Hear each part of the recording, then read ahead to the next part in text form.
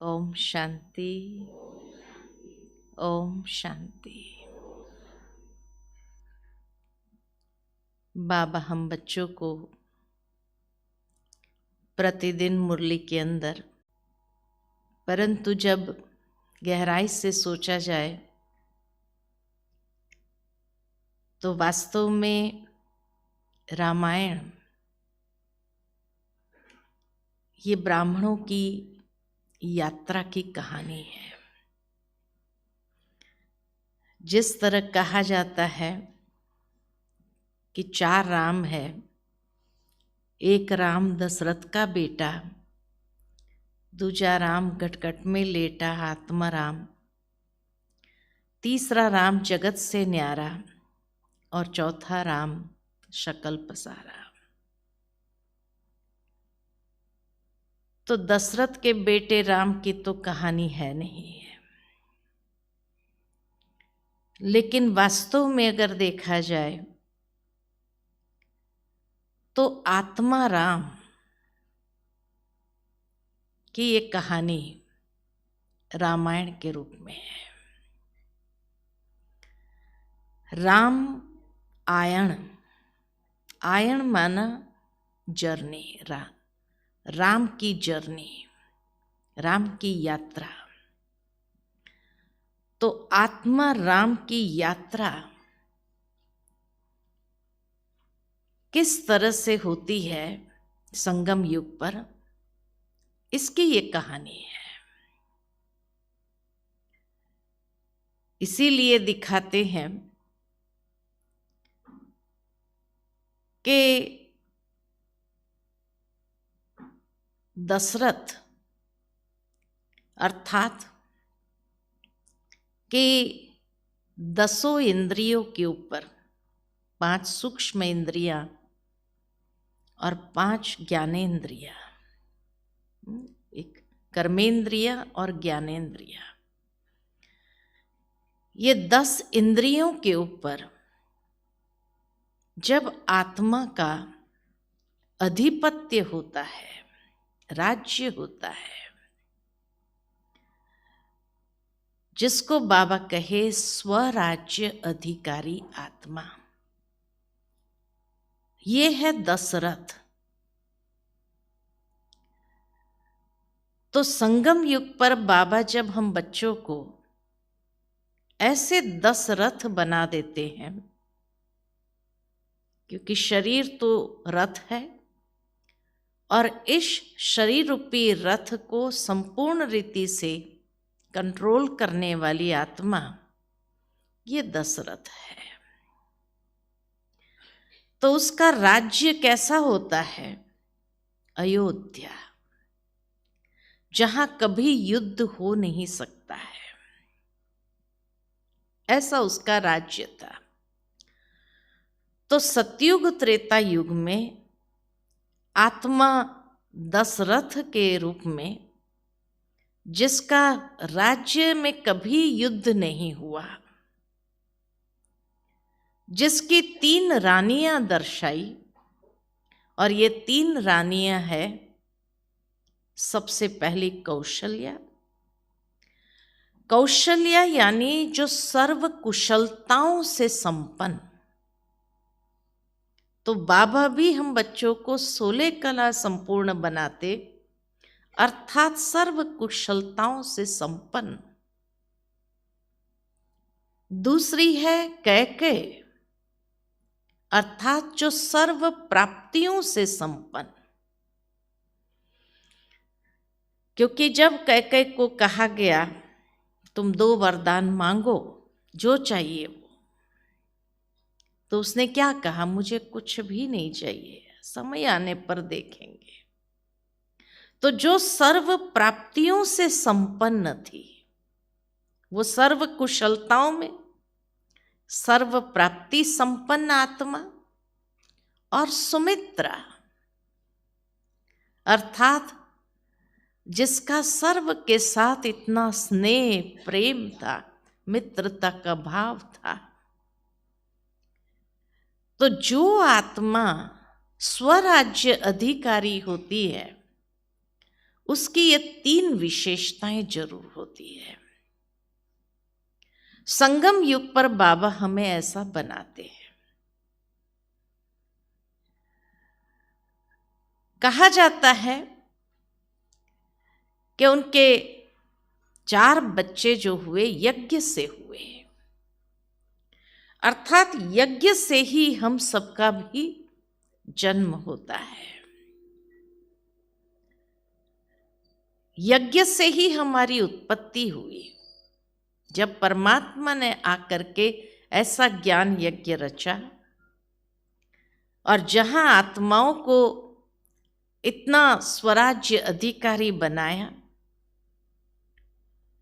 तो उसके 4 बच्चे कौन से थे? तो सबसे पहले राम, दूसरा था भरत, तीसरा था लक्ष्मण और चौथा था शत्रुघ्न। कि ये स्वराज्य अधिकारी आत्माएं कैसे बनी? इन 4 आधार के द्वारा। राम अर्थात ज्ञान स्वरूप, ज्ञान मर्यादा पुरुषोत्तम उसको दिखाते हैं।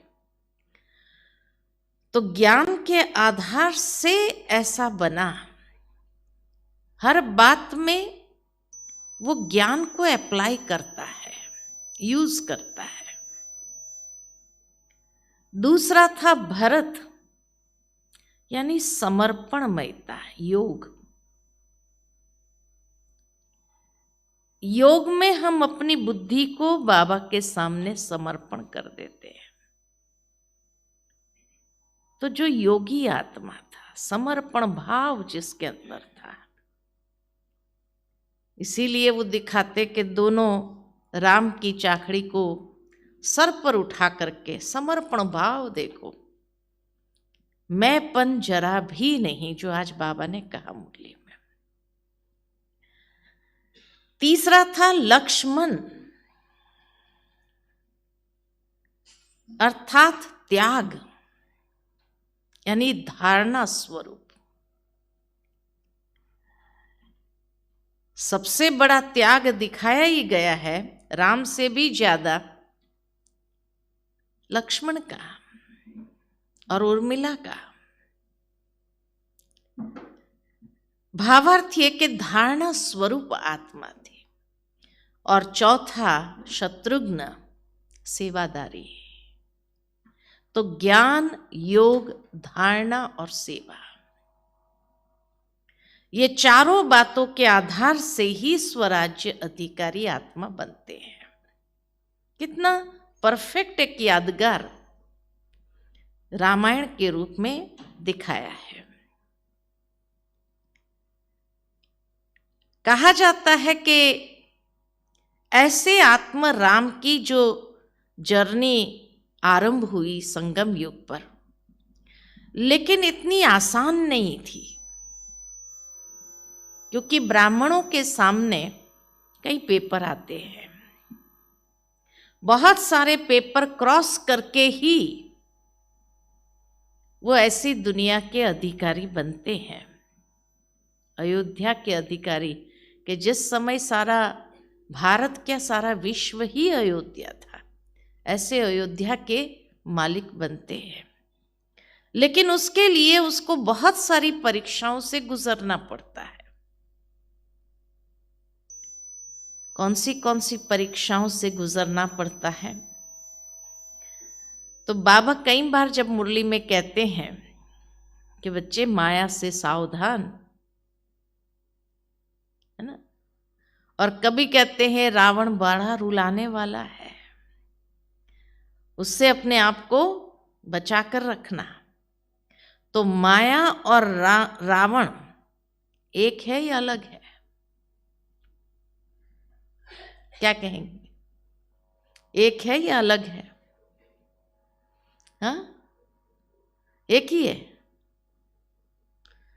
माया फीमेल दिखाई है और रावण मेल दिखाया है, तो एक कैसे होगा? बाबा कई बार कहते हैं माया मेरी आज्ञाकारी बच्ची है। कोई जैसे ही ज्ञान मार्ग पर चलना आरंभ करता है तो माया को बाबा कहते हैं, देखो तो सही ये वर्षे पाने के योग्य है भी या नहीं, है ना। तो आज्ञाकारी बच्ची बन करके वो परीक्षा लेना चालू करती है। तो पहले रामायण में भी माया ही दिखाई है, रावण की एंट्री बहुत बाद में होती है। तो हमारे जीवन में भी जब हम इस ज्ञान मार्ग के पुरुषार्थ में कदम रखते हैं तो माया परीक्षा लेने तो आएगी। और सबसे पहली परीक्षा कौन सी आती है? तो सबसे पहली परीक्षा माया के रूप में आती है, वो है मंत्रा। मंत्रा यानी पर चिंतन पर दर्शन। तो ज्ञान मार्ग में भी हम जैसे ही आरंभ करते हैं, शुरू शुरू में तो बड़ा नशा चढ़ता है, बहुत अच्छी तरह से आगे बढ़ते हैं, लेकिन उसके बाद क्या होता है? पर चिंतन। सबसे पहली माया यही आती है। बड़े उछल रहे होते हैं हम जैसे उमंग उत्साह में, और किसी ने कह दिया, अरे क्यों इतना उछलता है तुम, थोड़ा धीरे चल, पता चलेगा तेरे को सब कुछ। क्या होता है? तो फिर सुनाना शुरू करते हैं। होती अपनी कमजोरी, लेकिन पर चिंतन करते हुए किसी और की कमजोरी को सुनाना शुरू करते हैं। तो धीरे धीरे वो नशा क्या हो जाता है? डाउन होता है कि नहीं होता है? तो ठीक इसी तरह कैकेयी भी बहुत अच्छी तरह से खुश थी, मौज में थी, लेकिन मंथरा जैसे उसके कान भर रही थी। तो सबसे पहली परीक्षा कोई भी पर चिंतन, इसलिए बाबा कई बार मुरली में हम बच्चों को कहते हैं 3 पर से बचे रहो, पर दर्शन, पर चिंतन और पर मत के प्रभाव से मुक्त होकर रहेंगे तो पर उपकार कर सकेंगे, नहीं तो नहीं होगा, पर उपकार नहीं होगा। क्योंकि उस चक्री के अंदर आ जाते हैं, पर चिंतन पर दर्शन की चक्री में बहुत जल्दी आ जाते हैं। और यही रामायण के अंदर दिखाया कि बहुत जल्दी उसकी चक्री में आ गई वो। आते ही क्या हुआ? खुशी गायब।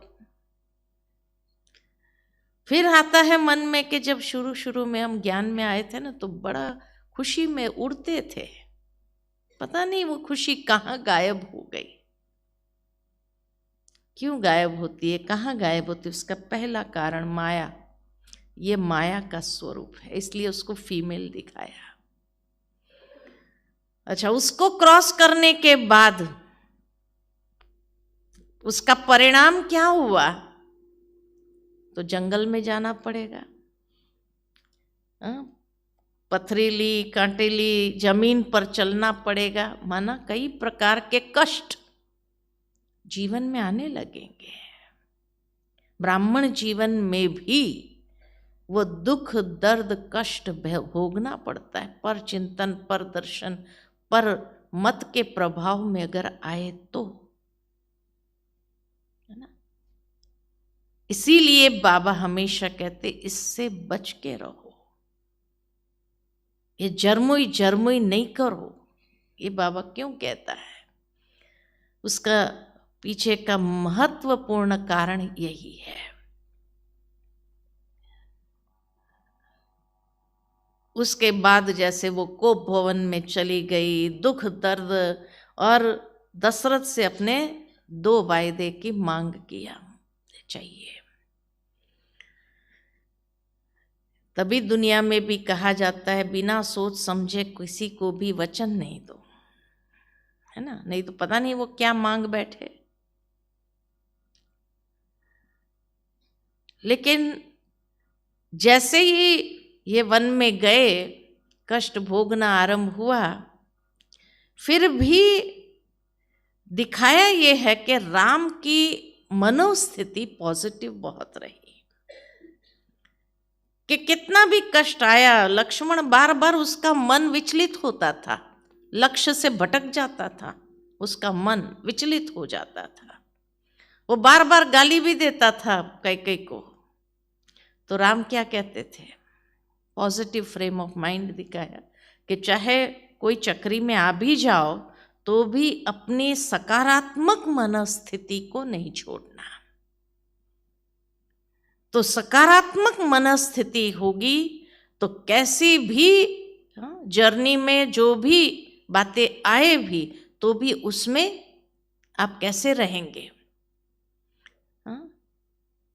फिर भी अच्छे रहेंगे। इसीलिए वो बार बार गाली देता था लक्ष्मण विचलित होकर के, तो दोनों कैरेक्टर दिखाए कि किस तरह से जो मन से विचलित हो जाता था वो ब्राह्मण जीवन में भी संतुष्ट नहीं है, उसकी यात्रा संतुष्ट पूर्ण नहीं होती है। तब राम कहता है कि नहीं, आज माँ कैकेयी ने अगर हमें जंगल में भेजा तो हमें ऋषि मुनियों का दर्शन करने को मिल रहा है। माना नेगेटिव में भी पॉजिटिव देखो, ये भगवान हमें सिखाता है। परमात्मा राम आकर के यही शिक्षा देते हैं। फिर दूसरी परीक्षा आती है माया के रूप में, कौन सी? सुपर्णखा। सुपर्णखा यानी फैमिलियरिटी, नाम रूप की बीमारी। तो पहले पर चिंतन आता है, फिर नाम रूप की बीमारी। तभी बाबा कहते हर आत्मा को अगर विशेषता मिली है बाबा से मिली है, तो बाबा से मिली है ये याद रहना चाहिए। ये व्यक्ति बहुत अच्छा है, इसकी ये विशेषता बहुत अच्छी है, यही अच्छा है, धीरे धीरे, है ना। तो दूसरी माया का स्वरूप आता है नाम रूप की बीमारी, सुपर्णखा के रूप में, जिससे भी सावधान रहना जरूरी है। और इसीलिए जब वो राम के पास जाती है, आत्मा राम के पास, तो उसने कहा मेरे पास तो सीता है, तुम लक्ष्मण को ट्राई कर सकते हो, वो फ्री है, अकेला है। यानी गृहस्थियों के पास जाती है तो गृहस्थी तो कहते हैं कि भाई हमारे पास तो है, तुम ये कुमारों के पास जा सकते हो। तो सुपर्णखा कहाँ जाती है फिर? लक्ष्मण का मन विचलित करने के लिए कुमारों के पास जरूर जाती है। और जब ये कुमारों के पास ये माया का स्वरूप जाता है और अगर उसमें अपनी दृढ़ता में वो रहे, अपनी धारणा में अगर वो पक्के हैं, तो उसका नाक काट देता है, विजयी हो जाता है उसके ऊपर। लेकिन वो विजयी होता जरूर है, लेकिन जैसे कहा गया सुपर्णखा एकदम क्या हुई, एकदम उसका स्वरूप जो है बिगड़ जाने के कारण वो जाती है अपने भाइयों के पास। खर और दूषण, तो खर दूषण यानी क्रोध, खर यानी क्रोध और दूषण माना दुष्प्रवृत्तियां, ये दोनों उसके ऊपर अटैक जरूर करेंगे। इसीलिए बाबा कहते काम जहां आया वहां क्रोध भी धीरे धीरे उसके पीछे आता ही है। और दुष्प्रवृत्ति के रूप में कोई न कोई ऐसी माया की बातें सामने आएगी जिसमें कभी कभी अगर कोई इन्वॉल्व हो जाता है तो उससे उसकी अधोगति होना स्वाभाविक है। लेकिन उन दोनों के ऊपर भी विजय पाना आवश्यक है। जब उनके ऊपर भी विजय पाया तो तब सुपर्णखा जाती है रावण के पास। तब रावण की एंट्री होती है। रावण यानी जो देह अभिमान अहंकार का प्रतीक, तो धीरे धीरे वो अहंकार भी अटैक करने का प्रयत्न करता है। देह अभिमान में आने का लाने का ये माया कार्य करती है। लेकिन वो सीधा अटैक नहीं करता है। देह अभिमान कभी भी सीधा अटैक नहीं करेगा। वो मारीच का सहारा लेता है, धोखे का सहारा लेता है, क्योंकि वो जानता है कि अगर सीधी तरह जाएंगे तो ये हमारे हाथ आने वाले नहीं हैं, क्योंकि परमात्मा का हाथ पकड़ा हुआ है। तो इसलिए वो धोखे का रूप धारण करके आती है। तो मारीच आता है बहुत सुनहरी हिरण के रूप में। तो आज ब्राह्मणों के सामने भी सोनी हिरण कई रूप में आता है। आकर्षण जहां हो उस रूप में आता है। तो चौथी परीक्षा है आकर्षण। आकर्षण से अपने आप को बचाओ, चाहे वो चीज वस्तु की आकर्षण हो, चाहे वह व्यक्ति की आकर्षण से अगर बच भी गए तो चीज वस्तु की आकर्षण ये चाहिए, है ना। तो सोने हिरण का रूप देख करके सीता ने क्या कहा, ये चाहिए। तो चाहिए कि चाहना ब्राह्मण जीवन में भी आरंभ होती है। ये चाहिए, भले सेवा के लिए चाहिए, है ना। तो चाहिए, तो किससे हम ये करते हैं, चाहिए मुझे ये चीज, किसको मिन्नत करते हैं, राम को। सीता ने भी राम को कहा मुझे ये चाहिए। राम ने क्या कहा, अरे ऐसा सोनी हिरण नहीं होता है, ये जरूर कोई माया का स्वरूप है। कहा नहीं, ये चाहिए मुझे। तो ब्राह्मण बच्चों को भी अगर कुछ चाहिए तो क्या करते हैं, योग लगाते हैं। बाबा को कहते हैं बाबा ये चाहिए, इतनी इच्छा मेरी पूरी कर दो। फिर मधुबन आकर के भी कई ब्राह्मण हमें क्या कहते हैं पता है, बाबा हमारी हर इच्छा पूरी करता है, हर बात सुनता है। कोई भी हमें कोई भी चीज चाहिए ना, हम बोलते नहीं किसी को, हम बाबा को ही कहते हैं, बाबा पूरी कर देता है। करता है ना, पूरी करता है ना, अनुभव है ना, पूरी करता है ना बाबा। तो आकर्षण में आते तो है ना, ये मारीच का आकर्षण से बचे रहना। शुरू में तो बाबा पूरी करता है, लेकिन वो कहाँ ले जाता है धीरे धीरे हमें।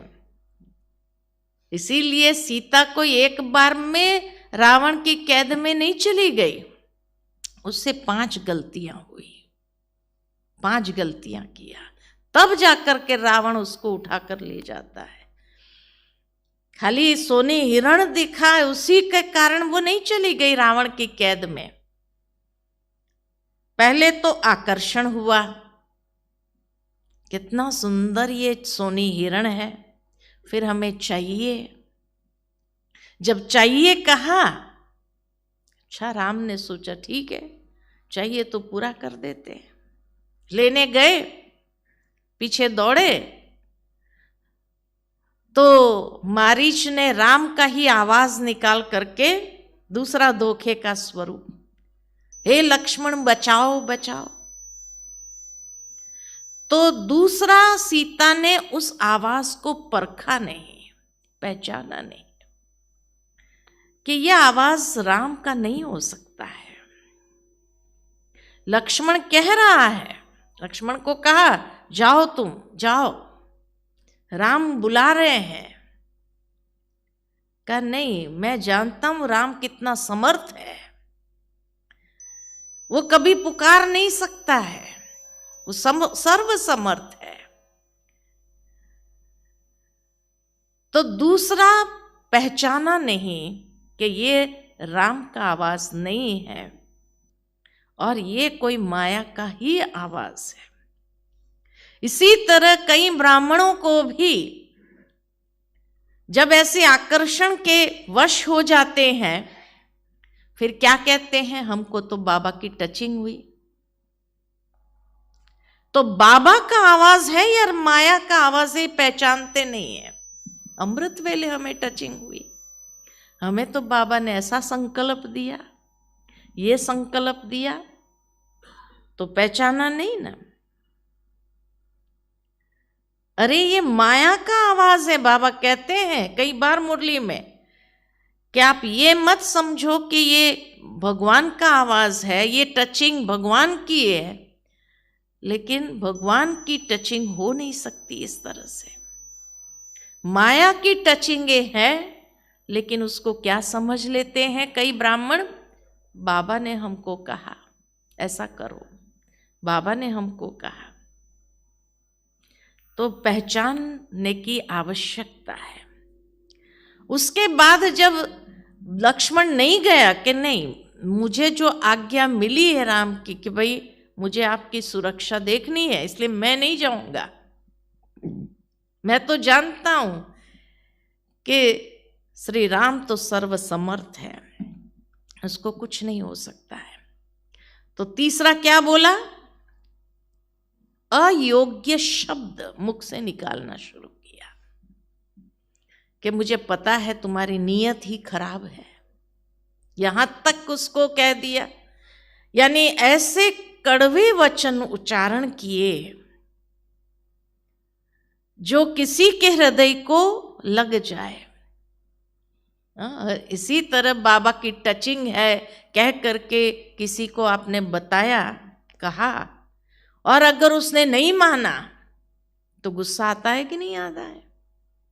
और गुस्सा जब आता है तो कभी कभी ऐसे गुस्सा नहीं करते हैं, लेकिन शब्द ऐसे निकल जाते हैं जो किसी के हृदय को